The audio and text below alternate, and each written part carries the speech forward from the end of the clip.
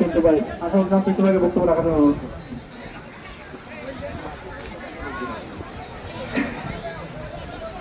আউযু বিল্লাহি মিনাশ শাইতানির রাজিম। বিসমিল্লাহির রহমানির রহিম। জাতীয়তাবাদী দল ৬ নম্বর ফোর্টশি ইউনিয়ন জাতীয়তাবাদী দলের উদ্যোগে আজকের এই ইফতার মাহফিল ও দোয়া অনুষ্ঠানের সম্মানিত সভাপতি মঞ্চে কিছুক্ষণের মধ্যে আমাদের মাঝে উপস্থিত হবেন।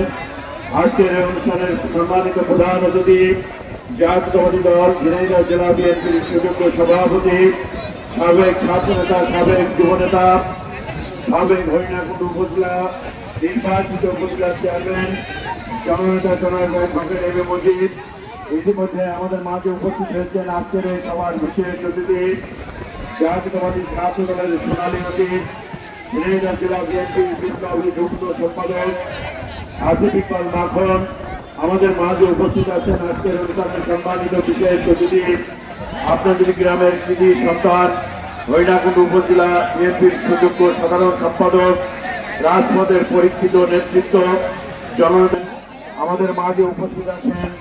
জাতীয়তাবাদী দল হরিণাকুণ্ড উপজেলা বিএনপির বিপ্লবী সিনিয়র যুগ্ম সম্পাদক, পার্শ্ববর্তী ইউনিয়ন কৃতি সন্তান জননেতা জনাব হারুনুর রশিদ আমাদের মাঝে উপস্থিত আছেন। আপনাদের গ্রামের কৃতি সন্তান ইউনিয়ন উপজেলা বিএনপির সুযোগ্য সাংগঠনিক সম্পাদক, সাবেক ছাত্র নেতা জননেতা জনাব আব্দুল মমিন আমাদের মাঝে উপস্থিত আছেন। জাতীয়তাবাদী দল হরিণাকুণ্ড উপজেলা বিএনপির বিপ্লবী যুগ্ম সম্পাদক জনাব রবিউল ইসলাম, জাতীয়তাবাদী যুবদল হরিণাকুণ্ড উপজেলা শাখার বিপ্লবী আহ্বায়ক, আপনাদের এই গ্রামের কৃতি সন্তান, আন্দোলন সংগ্রামের পরীক্ষিত নেতৃত্ব চেনাবাজার ছোট ভাই আব্দুল সামাদ সহ উপস্থিত জাতীয়তাবাদী দল ইউনিয়ন পর্যায়ের নেতৃবৃন্দ, উপজেলা পর্যায়ের নেতৃবৃন্দ, ছাত্র দলের নেতৃবৃন্দ, স্বেচ্ছাসেবক দলের নেতৃবৃন্দ, যুব দলের নেতৃবৃন্দ, অঙ্গ দলের নেতৃবৃন্দ এবং আপনারা যারা উপস্থিত হয়েছেন আপনাদের সবাইকে আন্তরিক অভিনন্দন এবং শুভেচ্ছা জানাচ্ছি।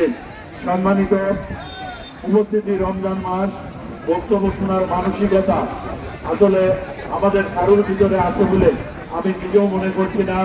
তারপরে ইতিমধ্যেই আপনাদের বিশেষ করে উপজেলা বিএনপির বিপ্লবী সাধারণ সম্পাদক জনাব টাইগার হোসেন ঘোষণা করেছেন আমাদের প্রিয় নেতা আগামী দিনের ঝিনাইদহ হরিণাকুণ্ডর কান্ডারি জননেতা জনাব অ্যাডভোকেট এম এ মজিদ অল্প কিছুক্ষণের ভিতরেই আপনাদের মাঝে উপস্থিত হবেন। উনি আর একটা প্রোগ্রামে অংশগ্রহণ করে ইতিমধ্যে উনি আমাদের মাঝে আসার জন্য উনি নিয়োগ করেছেন এবং হয়তো আমরা আশা করছি 2-3 মিনিটের ভিতরে আমাদের মাঝে আসবেন। আসার পর হয়তো আপনাদের সামনে 2 মিনিটের শুভেচ্ছা বিনিময় করবেন এবং বিনিময় করবার পরই আপনারা ইফতার করার সুযোগ পাবেন। উপস্থিত বন্ধুরা, তো আমি আপনাদেরকে আহ্বান জানাবো, আমরা কথা না বলে যার যার কাজ শেষেই করি। কথা না বলেও এতগুলো লোক আমরা কথা না বলে আমরা যদি নীরবতা পালন করি, স্বেচ্ছাসেবক বন্ধুরা এখানে আছেন, আপনাদের যা যা লাগবে পানি সহ যা যা লাগবে সবকিছু আপনাদের মাঝে পৌঁছে দিবেন। সেই কারণে আমরা কথা না বলে নীরবতা পালন করি, বক্তব্য শুনি এবং আল্লাহর নামও মনে মনে করি। তো যাই হোক, মুসলিম বন্ধুরা আমার, যে কথা আমরা বলছিলাম, আমরা জানি বিগত 17 বছর বাংলাদেশের বাস্তবতায় দেশ নেত্রী বেগম খালেদা জিয়া আগামী দিনের রাষ্ট্রনায়ক জননেতা তারেক রহমানের নেতৃত্বে 17 বছর বাংলাদেশে আমরা বিভিন্ন আন্দোলন সংগ্রাম করেছি। যে আন্দোলন সংগ্রামে আপনাদের সহ সারা বাংলাদেশের সাধারণ মানুষের দাবি ছিল ভোটের অধিকার নিশ্চিত করতে হবে। যার ভোট যার খুশি তাকে দিতে পারবে এবং নির্দলীয় তত্ত্বাবধায়ক সরকারের অধীনে এই ভোট হতে হবে। অথচ আমরা লক্ষ্য করেছি যে বিশেষ করে এই হাসিনা সরকার, এই নিশিরাতের সরকার, আমরা বিগত দিনে লক্ষ্য করেছি দিনের ভোট উনি রাত্রে দিয়ে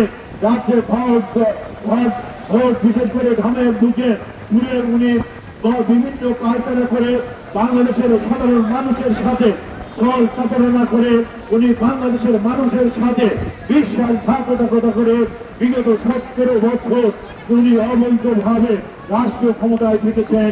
উপস্থিত বন্ধু আমার, আজকে আমরা লক্ষ্য করেছি বিএনপির নেতৃত্বে দেশনেত্রী বেগম খালেদা জিয়া সারা বাংলাদেশের যেমন এক দফার আন্দোলন দিয়েছে, সেই এক দফার আন্দোলনের পাশাপাশি আমরা লক্ষ্য করেছি সর্বশেষ গত 5ই আগস্টে ছাত্র জনতা ঐক্যবদ্ধভাবে আন্দোলন করে আমাদের পার্টি ভারপ্রাপ্ত চেয়ারম্যান আগামী দিনে রাষ্ট্রনায়ক জনতা তারেক রহমানের সার্বিক দিক নির্দেশনা মাপে এই হাসিনাকে পতন করানো সম্ভবপর হয়েছে। হাসিনা অহংকার করে বলতেন বিগত দিনে, আমরা লক্ষ্য করেছি উনি অহংকার করে বলতেন যে এই আমার বাপ দাদার পৈতৃক সম্পত্তি বাংলাদেশ থেকে আমি যাব না, বাংলাদেশে এখানে আমি অবস্থান করব। অথচ আমরা লক্ষ্য করলাম বিগত দিনে আমরা লক্ষ্য করেছি বাংলাদেশে এই আন্দোলন সংগ্রামের পরবর্তীতে শেখ হাসিনা কিন্তু আজকে পার্শ্ববর্তী রাষ্ট্র ইতিমধ্যে ভারতে উনি অবস্থান করছেন। উপস্থিত বন্ধুরা, আপনারা লক্ষ্য করেছেন 5ই আগস্টের পরবর্তীতে আমরা লক্ষ্য করেছি কত হাজার ছাত্র ছাত্রী, কত হাজার সাধারণ জনগণ, শত হাজার সাধারণ যুবক শ্রমিক কৃষকদের এই হাসিনা নির্বিচারে উনি হত্যা করেছে। এটা বিভিন্ন টিভি পত্রিকার মাধ্যমে, মিডিয়ার মাধ্যমে, সেটা এখানে যারা আপনারা উপস্থিত হয়েছেন আপনারা কম বেশি অবগত হয়েছেন। উপস্থিত বন্ধুরা, উনি গুম করে চেয়েছিলেন আজীবন আমৃত্যু পর্যন্ত উনি রাষ্ট্রীয় ক্ষমতায় থাকবেন।